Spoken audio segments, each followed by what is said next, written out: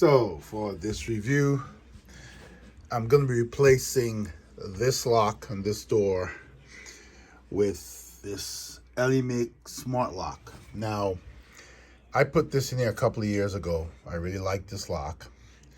As you can see, it's a code lock.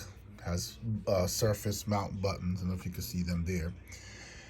And it works really well. No complaints, except I have developed, this is my right hand, I've developed arthritis in my right hand, and it hurts really bad at times. And to get into this lock, I have to turn it like this all the way around, and that is painful.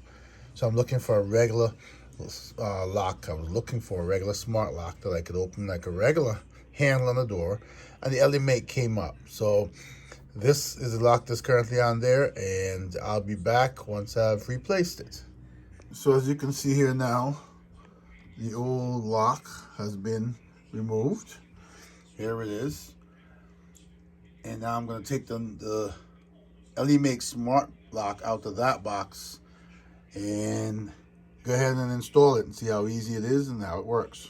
Now I brought the lock over to my desk for a moment. I brought the lock over to my desk because this is the inside lock.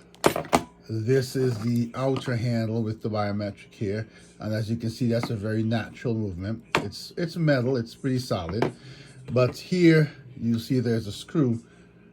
This works with 4 AA batteries, so I'll open it up and show you. I think it's 4 or AAA, I'm not sure, but we'll see in a second. I'll open it up to install the batteries.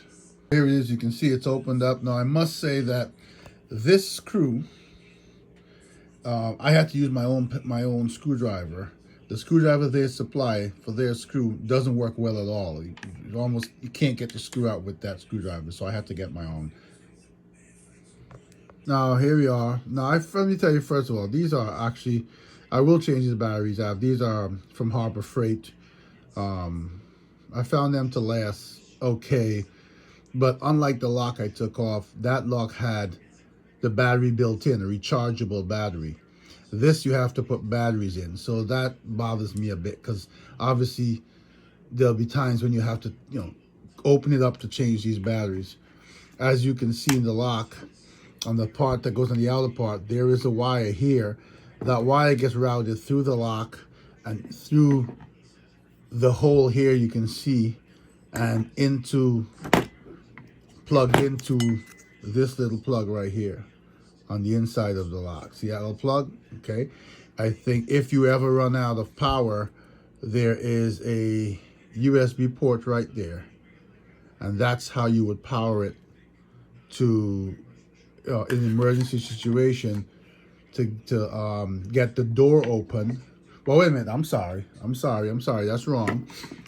The USB port is here, of course, on the outer lock.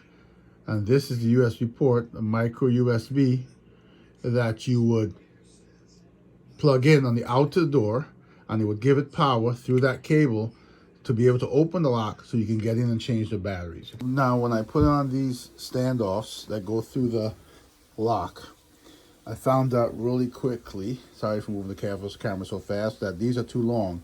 They included another set which are shorter. So I guess these are made for a thicker door. This is made for a little thinner door. So I'm going to swap it out and try again.